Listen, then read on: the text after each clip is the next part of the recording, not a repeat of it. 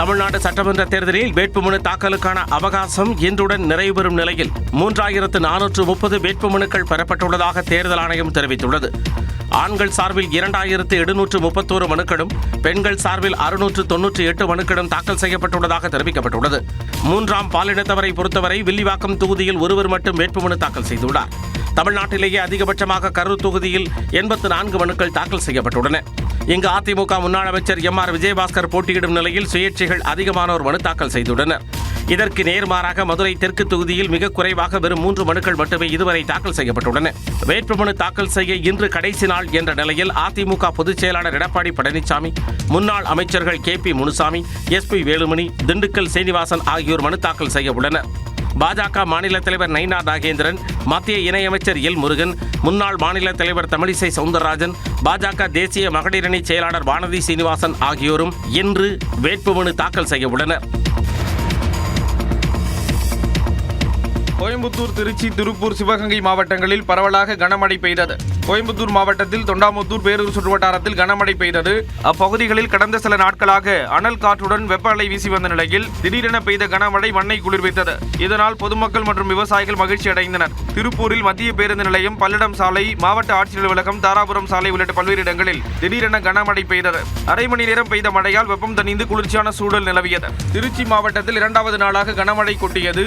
Uraiyur, Thillainagar, Thennur, TVS toll gate, cantonment உள்ளிட்ட பகுதிகளில் 1 மணி நேரத்திற்கு மேலாக மழை பெய்தது. இதனால் வெப்பத்தின் தாக்கம் குறைந்தது. சிவகங்கை மாவட்டத்திலும் 2வது நாளாக கனமழை பெய்தது. காரைக்குடி, இலுப்பக்குடி, மாத்தூர், தேவக்கோட்டை, கோட்டையூர், குன்றக்குடி, பிள்ளையார்பட்டி சுற்றுவட்டாரத்தில் 1 மணி நேரத்திற்கு மேலாக பெய்த மழையால் தாழ்வான இடங்களில் தண்ணீர் தேங்கியது.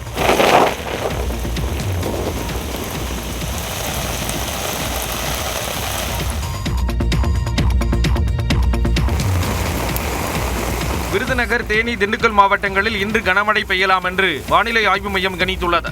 ராயலசீமா மற்றும் அதனை ஒட்டிய பகுதிகள் முதல் மன்னார் வளைகுடா வரை தமிழகம் வழியாக காற்றழுத்த தாழ்வுப்பாதை நிலவுவதாக வானிலை மையம் கூறியுள்ளது.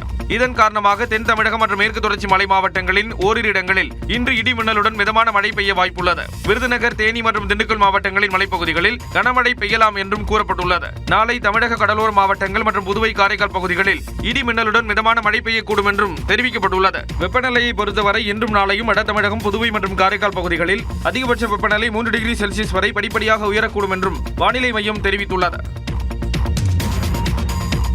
10ஆம் வகுப்பு பொதுத் தேர்வு விடைத்தாட்கள் திருத்தும் பணிகள் இன்று தொடங்கும் நிலையில் மே 20ஆம் தேதி முடிவுகள் வெளியாகும் என தகவல் வெளியாகியுள்ளது.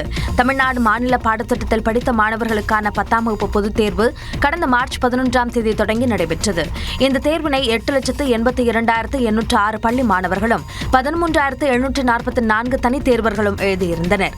இந்த நிலையில் 10ஆம் வகுப்பு பொதுத் தேர்வு விடைத்தாட்களை மதிப்பீடு செய்யும் பணிகள் இன்று தொடங்குகின்றன. இது தொடர்பாக மாவட்ட கல்வி அலுவலர்களுக்கு அரசு தேர்வுகள் இயக்ககம் அனுப்பியுள்ள சுற்றறிக்கையில் ஒவ்வொரு மாவட்டத்திலும் தேர்வு எழுதிய மாணவர்களின் எண்ணிக்கைக்கு ஏற்ப மையங்கள் ஒதுக்கீடு செய்ய வேண்டும் என அறிவுறுத்தியுள்ளது. விடைத்தாள் திருத்தும் பணிகளை தொய்வின்றி முடிக்க தகுதியுள்ள அனைத்து ஆசிரியர்களையும் பணியில் ஈடுபடுத்த வேண்டும் என கூறியுள்ளது. தமிழ் வழியில் கற்பிக்கும் ஆசிரியர்கள் தமிழ் வழி விடைத்தாட்களையும், ஆங்கில வழியில் கற்பிக்கும் ஆசிரியர்கள் ஆங்கில வழி விடைத்தாட்களையும் மட்டுமே திருத்த அனுமதிக்க வேண்டும் என்றும் அறிவுறுத்தியுள்ளது. விடைத்தாள் திருத்த பணிகள் முடிந்து மே 20ஆம் தேதி தேர்வு முடிவுகளை வெளியிட தேர்வுத்துறை திட்டமிட்டுள்ளதாக அதிகாரிகள் தரப்பில் தெரிவிக்கப்பட்டுள்ளது. தீப்பெட்டி மூலப்பொருட்களின் விலை உயர்வை கண்டித்து வரும் 12ஆம் தேதி முதல் 25ஆம் தேதி வரை ஆலை அடைப்பு போராட்டத்தில் ஈடுபட உள்ளதாக தீப்பெட்டி உற்பத்தியாளர்கள் அறிவித்துள்ளனர். தமிழ்நாடு முழுவதும் 50 முழு எந்திர தீப்பெட்டி ஆலைகளும் 320 பகுதி நேர எந்திர தீப்பெட்டி ஆலைகளும் இயங்கி வருகின்றன. இது மட்டுமன்றி 2000க்கும் மேற்பட்ட தீப்பெட்டி பேக்கிங் சார்பு ஆலைகள் செயல்பட்டு வருகின்றன.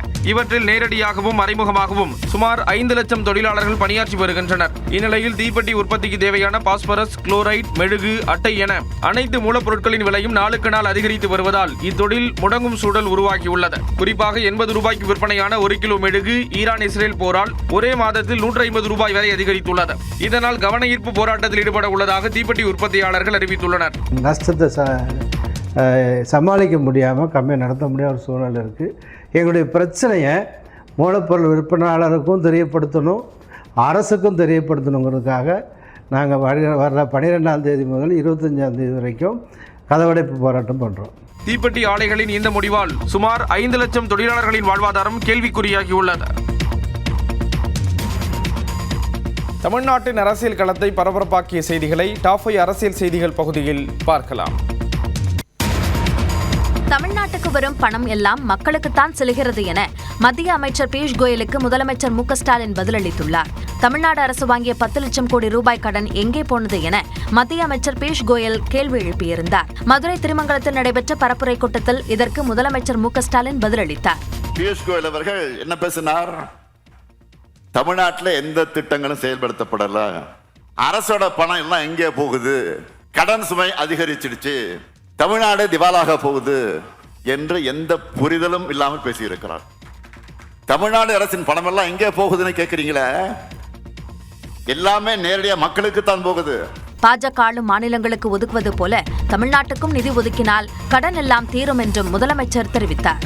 தமிழ்நாடு ஒன்றிய அரசுக்கு கொடுக்கிற ₹1 பதிலாக திரும்ப எங்களுக்கு எவ்வளவு கிடைக்குது, அதே வாயாக்காலக்கூடிய மாநிலங்களுக்கு எவ்வளவு கிடைக்குது?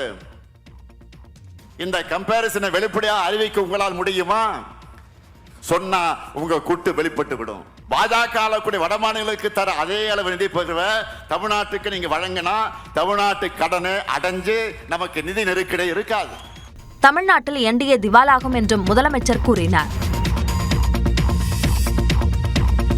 திமுக அறிவித்துள்ள 8000 ரூபாய் கூப்பன் திட்டம் சூழ்ச்சி திட்டம் என அதிமுக பொதுச் செயலாளர் குற்றம் சாட்டியுள்ளார். கடலூர் மாவட்டம் நெய்வேலியில் நடைபெற்ற தேர்தல் பரப்புரை கூட்டத்தில் பங்கேற்ற எடப்பாடி பழனிசாமி அதிமுக வேட்பாளர்களுக்கு ஆதரவு திரட்டினார். அப்போது பேசிய அவர் திமுகவின் 8000 ரூபாய் கூப்பன் திட்டத்தை விமர்சித்தார். கூப்பன் கொடுக்கறாங்க, அந்த கூப்பன் யார் கொடுப்பா? திமுக காரன் கொடுப்பான். திமுக காரன் கமிஷன் வாங்கினா அந்த கமிஷன் ஒரு பகுதி ஸ்டாலின் குடும்பத்துக்கு போகும். ஆக ஒரு திட்டத்தை அறிவித்தால் கூட தன் குடும்பத்திற்கு வருமானம் கிடைக்கும் என்ற அடிப்படையில் தான் திட்டத்தை அறிவிக்கின்ற தலைவர் திரு ஸ்டாலின் என்பதை நாட்டு மக்கள் அறிவார்கள். தொடர்ந்து பேசிய அவர் தமிழ்நாட்டு மக்களை திமுக அரசு கடன்காரர்களாக மாற்றிவிட்டதாகவும் தெரிவித்தார். 5 லட்சம் கோடி கடன் வாங்கியிருக்கிறாரு. 5 ஆண்டு திராவிட முன்னேற்றக்கூடிய சாதனை, திரு ஸ்டாலினுடைய அரசாங்க சாதனை. நம்ம எல்லாம் கடன்காரனாக்குனதுதான் திரு ஸ்டாலினுடைய சாதனை. சரி, கடன் வாங்குறீங்க, என்ன திட்டத்தை கொண்டாந்தீங்க? இந்த கடலூர் மாவட்டத்துக்கு ஏதாவது புதிய திட்டம் வந்திருக்குதா?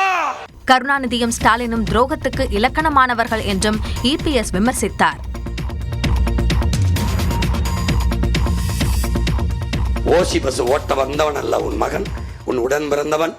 ஏசி பஸ்தாரன் உரிய கட்டணத்தை கொடுத்து போ. கடலூரில் தேர்தல் பரப்புரையில் ஈடுபட்ட சீமான் இலவச திட்டங்களுக்கு எதிராக முன்வைத்த கருத்துக்கள் தான் இவை. கடலூர் சட்டமன்ற தொகுதியில் நாம் தமிழர் கட்சி வேட்பாளர் சரசுவை ஆதரித்து அக்கட்சியின் தலைமை ஒருங்கிணைப்பாளர் சீமான் வாக்கு சேகரித்தார். அப்போது பேசிய அவர் திமுக அதிமுக என தமிழ்நாட்டில் ஆட்சிகள் மாறினாலும் காட்சிகள் மாறவில்லை என குற்றம் சாட்டினார். தொடர்ந்து பேசிய அவர் விஜயின் தாய்மாமன் சீர் வாக்குறுதியை மறைமுகமாக சாடினார். பிறந்தவன பிள்ளைக்கு மோதிரம் போடுற மாமே அண்ணன் இல்லை, நான் புரியுது. என் அக்கா தங்கச்சி என்ன பண்ணுவேன், பிரசவத்துக்காக செலவு அதை அரசு பாத்திரம் ₹1 கட்டணம் இல்லாம அந்த செலவு மிச்சம், அதை வச்சு 1 பவன் 2 பவனோட நீ மோதிரம் போட்டுக்க, நீ கிளம்பு. நாம் தமிழர் கட்சி ஆட்சிக்கு வந்தால் தரமான கல்வி, மருத்துவம், சுத்தமான குடிநீர் வழங்கப்படும் எனவும் சீமான் உறுதியளித்தார். 2024 நாடாளுமன்ற தேர்தலின் போது மாநிலங்களவை சீட் தருவதாக இபிஎஸ் கூறியதாக தேமுதிக பொதுச் செயலாளர் பிரேமலதா விஜயகாந்த் தெரிவித்திருந்த நிலையில் 2026 அதிமுகவுடன் தேமுதிக கூட்டணி அமைத்தால் எம்பி சீட் கொடுக்கப்படும் என்றுதான் தாம் தெரிவித்ததாக இபிஎஸ் பதிலளித்துள்ளார். 24 போட்டிருக்காரு, அப்ப 25 அவர் கொடுத்திருக்கணும். இதுல வருஷம் போடாம கொடுக்குறீங்களே, வருஷம் போட்டு கொடுங்கன்னு நான் சொல்லும் போது தலைவர் எம்ஜிஆர் காலமா அம்மா காலத்துல இருந்து வருஷம் போடுறது இல்லம்மா, நான் என்னுடைய வார்த்தை தான் முக்கியம், இதெல்லாம் சும்மா ஒரு பேப்பர், என் வார்த்தை தான் முக்கியம்னு அதை நம்புங்க. அவருடைய அந்த சொன்ன அந்த வார்த்தையை நாங்கள் நம்பணும். ஆனா அவர் நம்பிக்கைக்கு புறம்பாக இன்னைக்கு ஏதோ பேசிக்கிட்டார். இன்னொன்னு சொல்றாரு, அதிமுக மேலவை உறுப்பினர் மாநில உறுப்பினர் கிடைக்கவில்லை என்று சொன்ன தவறு. நான் 2026 எங்களோடு கூட்டணி அமைத்து சட்டமன்றத்தில் சந்தித்தால் நிச்சயமாக உங்களுக்கு மாநிலவை உறுப்பினர் வழங்கப்படும் என்று பகிரங்கமா தொலைக்காட்சியில் நான் பேட்டி கொடுத்தேன். நீங்க ஏதோ திட்டமிட்டு போயிருக்கிறீங்க, அது வேற விஷயம். வில்லிவாக்கம், தியாகராய நகர் தொகுதிகளில் தவிக தலைவர் விஜய் இன்று பரப்புரை செய்யவிருந்த நிலையில் பரப்புரை பயணம் திடீரென ரத்து செய்யப்பட்டுள்ளது. வில்லிவாக்கம் தொகுதியில் 11 மணி முதல் 1 மணி வரையில் பரப்புரை செய்ய தவிக தரப்பில் காவல்துறையிடம் அனுமதி கோரப்பட்டிருந்தது. அதேபோல தியாகராய நகரில் பிற்பகல் 3 மணி முதல் மாலை 6 மணி வரை பரப்புரை செய்ய திட்டமிடப்பட்டிருந்தது. ஆனால் வில்லிவாக்கத்தில் நண்பகல் 12 மணி முதல் 1 மணி வரையிலும், தியாகராய நகரில் 2 மணி முதல் 3 மணி வரையிலும் மட்டுமே காவல்துறை அனுமதி வழங்கியது. மேலும் பரப்புரை கூட்டத்தில் 300 பேர் மட்டுமே பங்கேற்க வேண்டுமென நிபந்தனை விதித்ததாகவும் கூறப்படுகிறது. இதையடுத்து தவிகவின் ஐடி விங் அலுவலகத்தில் விஜய் தலைமையில் ஆலோசனை கூட்டம் நடைபெற்றது. இதில் பரப்புரை செய்ய காவல்துறை குறைந்த நேரமே அனுமதி அளித்துள்ளதால் இன்றைய பரப்புரை திட்டத்தை முழுமையாக ரத்து செய்வதென முடிவெடுக்கப்பட்டது. ஹிமாச்சலில் ஏற்பட்ட பனிச்சரிவு, பரப்புரையில் ஈடுபட்ட மோடி, ராகுல் காந்தி, மம்தா பானர்ஜி உள்ளிட்ட செய்திகளை டாப் இந்தியா பகுதியில் பார்க்கலாம். மேற்கு வங்கத்தின் அடையாளத்தை மாற்ற திரிணாமுல் காங்கிரஸ் முயற்சிப்பதாக பிரதமர் நரேந்திர மோடி குற்றம் சாட்டியுள்ளார். மேற்கு வங்க சட்டப்பேரவை தேர்தலையொட்டி கூச்பெஹார் பகுதியில் பரப்புரை செய்த பிரதமர் திரிணாமுல் காங்கிரஸ் கட்சியின் தேர்தல் அறிக்கை இஷ்தேஹார் என்ற பெயரில் அழைக்கப்படுவது குறித்து விமர்சித்தார். 1905 में मजहबी ताकतों ने बंगाल में लाल इश्तेहार जारी किया था. उसके बाद हिंदुओं का नरसंहार किया गया था. टीएमसी हमें उसी की याद दिलाना चाहती है. இந்நிலையில் முர்சிதாபாத்தில் பரப்புரை செய்த முதலமைச்சர் மம்தா பானர்ஜி பாஜக வாக்கு இயந்திரங்களை மாற்ற திட்டமிட்டிருப்பதாக குற்றம் சாட்டினார். আমি জানি ওদের প্ল্যান, ইভিএম মেশিন যখন চেক করবেন ভিভিপ্যাট যেন থাকে এটা দেখে রাখবেন. আর ভোট হয়ে গেলেই ওরা কিন্তু অনেক দিন টাইম পাবে রাতের বেলায় অন্ধকার করে শুধু সিআরপিএফকে দিয়ে পাহারা দিয়ে 24 மணி நேரமும் கவனமாக இருக்க வேண்டும் என கட்சி நிர்வாகிகளை மம்தா அறிவுறுத்தினார். கேரளாவில் என்டிஏ ஆட்சி அமைந்ததும் சபரிமலை தங்கம் திருட்டு வழக்கில் தொடர்புடையவர்கள் சிறையில் அடைக்கப்படுவார்கள் என அமித்ஷா உறுதியளித்துள்ளார். திருவனந்தபுரம் தொகுதிக்கு உட்பட்ட கட்டாக்கடை பகுதியில் பரப்புரை மேற்கொண்ட மத்திய அமைச்சர் அமித்ஷா காங்கிரஸ் மற்றும் இடதுசாரிகள் கூட்டணிகளை புறக்கணிக்க மக்கள் முடிவெடுத்து விட்டதாக தெரிவித்தார். मंदिर के सोने के सच्चे आरोपी को 2 माह में जेल की सलाखों के पीछे हम डाल देंगे. இடுக்கியில் பரப்புரை மேற்கொண்ட காங்கிரஸ் தேசிய தலைவர் மல்லிகார்ஜுன கார்கே பிரதமர் மோடி மற்றும் முதலமைச்சர் பினராயி விஜயனை கடுமையாக சாடினார். मोदी जी, विजय, you both can fool people who are illiterate in Gujarat or in other place, but you can't fool Kerala people. Kerala மக்களை தவறாக வழிநடத்த முடியாது எனவும் கார்கே கூறினார். அசாம் முதலமைச்சர் ஹிமந்த பிஸ்வா சர்மாவை சிறையில் தள்ளுவோம் என மக்களவை எதிர்க்கட்சித் தலைவர் ராகுல் காந்தி கூறியிருக்கிறார்.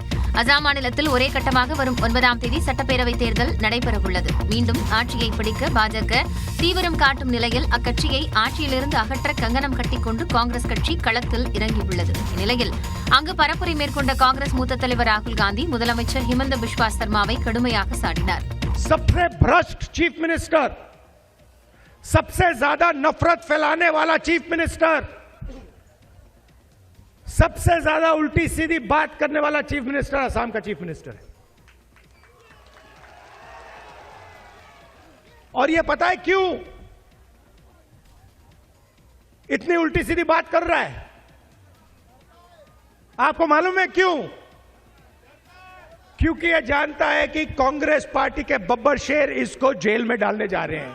இதனிடையே போங்கைகோன் பகுதியில் பரப்புரையில் ஈடுபட்ட முதலமைச்சர் ஹிமந்த பிஸ்வா சர்மா கட்சியினருடன் உற்சாகமாக நடனமாடி வாக்கு சேகரித்தார்.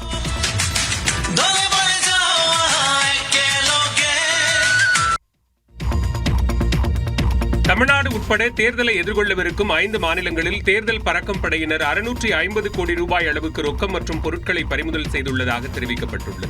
இது தொடர்பாக தேர்தல் ஆணையம் வெளியிட்டுள்ள செய்திக்குறிப்பில் தமிழ்நாடு, கேரளா, மேற்கு வங்கம், அஸ்ஸாம் மற்றும் புதுச்சேரி யூனியன் பிரதேசத்தில் சட்டமன்ற தேர்தல் தொடர்பாக மார்ச் 15ஆம் தேதி அறிவிப்பு வெளியிடப்பட்டதாகவும் அம்மாநிலங்களில் தேர்தல் நடத்தை விதிமுறைகளை கடுமையாக அமல்படுத்தும்படி உத்தரவிடப்பட்டுள்ளதாகவும் தெரிவிக்கப்பட்டுள்ளது. அதன் தொடர்ச்சியாக தேர்தல் நடைபெறும் மாநிலங்கள் மற்றும் அதன் எல்லையில் உள்ள 12 மாநிலங்களின் தலைமை தேர்தல் அதிகாரிகளுடன் ஆலோசனை நடைபெற்றதாக குறிப்பிடப்பட்டுள்ளது.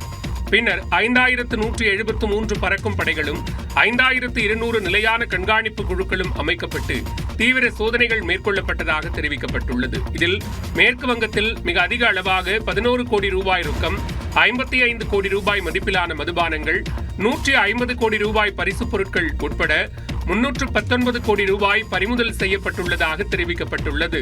அடுத்தபடியாக தமிழ்நாட்டில் 30 கோடி ரூபாய் ரொக்கம், 2 கோடி ரூபாய் மதிப்பிலான மதுபானங்கள், 67 கோடி ரூபாய் மதிப்புள்ள போதைப் பொருட்கள் மற்றும் 63 கோடி ரூபாய் மதிப்பிலான பரிசுப் பொருட்கள் உட்பட 170 கோடி ரூபாய் மதிப்பிலானவை பறிமுதல் செய்யப்பட்டுள்ளதாக குறிப்பிடப்பட்டுள்ளது. இதேபோன்று அசாமில் 97 கோடி ரூபாயும், கேரளாவில் 58 கோடி ரூபாய் மற்றும் புதுச்சேரியில் 7 கோடி ரூபாய் என 650 கோடி ரூபாய் மதிப்பிலான ரொக்கம், மது மற்றும் பரிசுப் பொருட்கள் பறிமுதல் செய்யப்பட்டுள்ளதாக தெரிவிக்கப்பட்டுள்ளது.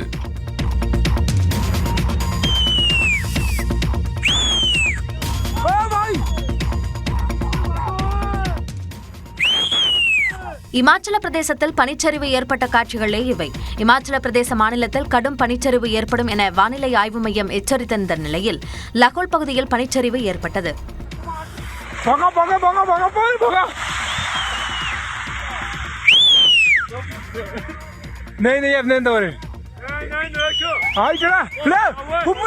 பெரும் சமுத்திரத்திலிருந்து சுனாமி அலை பல மீட்டர் உயரத்திற்கு எழுந்து மிரட்டும் வகையில் படையெடுப்பது போலவே இமயமலையில் இருந்து பனிச்சரிவு பனைமர உயரத்திற்கு சமவெளி நோக்கி விரைந்தது. அதனை பார்த்த சுற்றுலா பயணிகள் அச்சமுற்றனர்.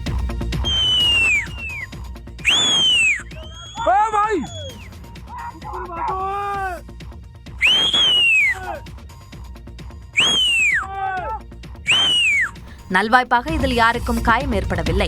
கட்டுப்படுத்தப்பட்ட பகுதி என அரசு அறிவித்திருந்தாலும் மக்கள் அதனை அலட்சியப்படுத்துவதாக அதிகாரிகள் கூறுகின்றனர். போதிய முன்னெச்சரிக்கை நடவடிக்கைகள் மேற்கொள்ளப்பட்டுள்ளதாக மாநில அரசு தெரிவித்துள்ளது.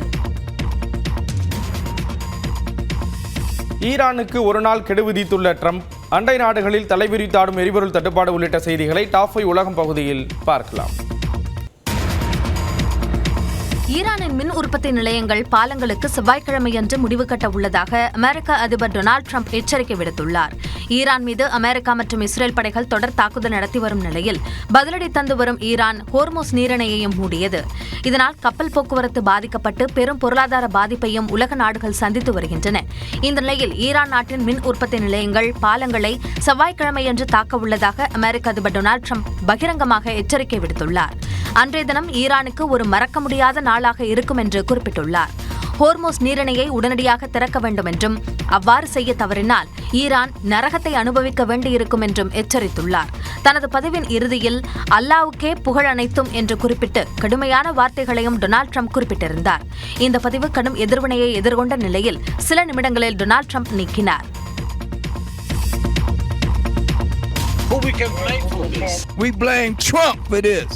அமெரிக்காவில் வசிக்கும் பெரும்பாலான வாகன ஓட்டிகள் அதிபர் ட்ரம்பை இப்படித்தான் வசைபாடிக் கொண்டிருக்கிறார்கள். ஈரான் மீது அமெரிக்காவும் இஸ்ரேலும் தாக்குதல் நடத்திய நிலையில் உலகெங்கிலும் பெட்ரோல் டீசல் தட்டுப்பாடு கடுமையாக அதிகரித்துள்ளது. இதனால் பெட்ரோல் டீசல் விலை கணிசமாக அதிகரித்துள்ளது. இதனை கருத்தில் கொண்டு அமெரிக்காவில் ஒரு தொண்டு நிறுவனம் சிகாகோ நகரில் $35, அதாவது சுமார் 3500 ரூபாய் அளவிலான இலவச பெட்ரோல் வழங்கப்படும் என்று அறிவித்தது. அதனால் அதிகாலை முதலே அங்குள்ள பெட்ரோல் நிலையங்களில் கார்கள் வரிசை கட்டின.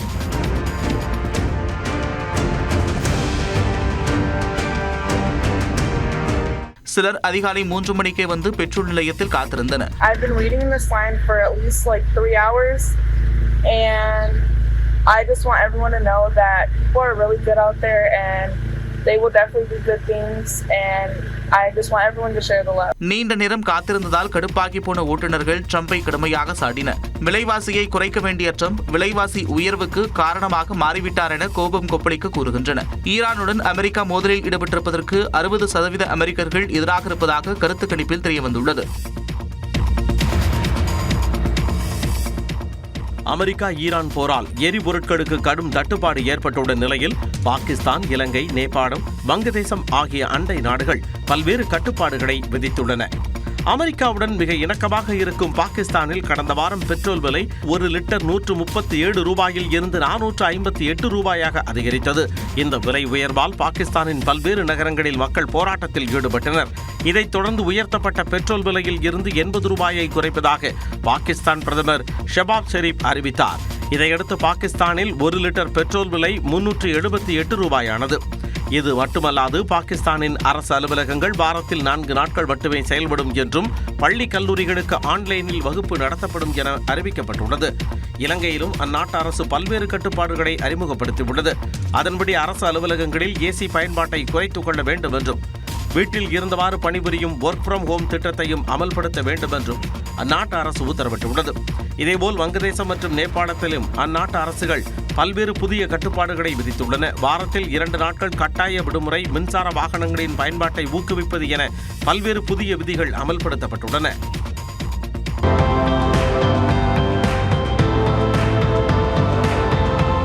நிலவை நோக்கி சென்று கொண்டிருக்கும் ஆர்டமிஸ் 2 விண்கலத்திலிருந்து பூமியின் ரம்மியமான காட்சிகள் வெளியாகியுள்ளது. நிலவுக்கு மனிதன் சென்று 52 ஆண்டுகள் கழித்து அமெரிக்காவின் விண்வெளி ஆய்வு மையமான நாசா சந்திரனுக்கு மனிதர்களுடன் கூடிய விண்கலத்தை அனுப்பியுள்ளது. இந்த சாகச பயணத்தில் சில இடையூறுகளுக்கு இடையே சந்திரனை காணும் ஆவலுடன் மணிக்கு 3800 கிலோமீட்டர் வேகத்தில் 4 பேர் குழு விரைந்து கொண்டிருக்கிறது. ஆர்எம்எஸ் 2 விண்கலத்தில் இருந்து ரம்மியமான புகைப்படங்களையும் குழுவினர் அவ்வப்போது பூமிக்கு அனுப்பி வைத்து வருகின்றனர். அந்த குழு தற்போது மற்றொரு அழகிய புகைப்படத்தை அனுப்பியுள்ளது. பூமியை விட்டு வேகமாக விலகி சென்று கொண்டிருக்கும் நிலவில் பூமியின் அளவு சிறிதாகிக் கொண்டே செல்வதாகவும், ஆனால் அது அழகிய காட்சி என்றும் ஆர்எம்எஸ் குழுவினர் வர்ணித்துள்ளனர். பயணத்தின் 4வது நாளில் 2,78,000 கிலோமீட்டர் தொலைவை கடந்திருக்கும் நிலையில் தூங்கி விழித்ததும் தாங்கள் கண்ட பூமியின் காட்சி ஒவ்வொரு பெரிய தாவலுக்கும் நமக்கு விருப்பமானதை விட்டு விலகி செல்ல வேண்டிய அவசியம் இருப்பதை உணர்த்துவதாக குழுவினர் தெரிவித்துள்ளனர். பல்சுவை செய்திகளை தற்போது பார்க்கலாம். ஐபிஎல் தொடரில் நேற்று நடைபெற்ற முதலாவது ஆட்டத்தில் 5 விக்கெட்டுகள் வித்தியாசத்தில் லக்னோ அணி ஹைதராபாத்தை வீழ்த்தியது. ஹைதராபாத்தில் நடைபெற்ற போட்டியில் டாஸ் வென்ற லக்னோ அணி முதலில் பந்து வீசியது. ஹைதராபாத் தொடக்க வீரர் அபிஷேக் சர்மா டக் அவுட் ஆன நிலையில் மற்றொரு வீரர் ஹெட் 7 ரன்களில் வெளியேறினார். ஹென்ரி கிளாசன் மற்றும் நிதிஷ்குமார் ரெட்டி ஆகியோர் அரை சதம் விளாசிய நிலையில் அந்த அணி 20 ஓவர்களில் 9 விக்கெட்டுகள் இழப்பிற்கு 156 ரன்களை சேர்த்தது.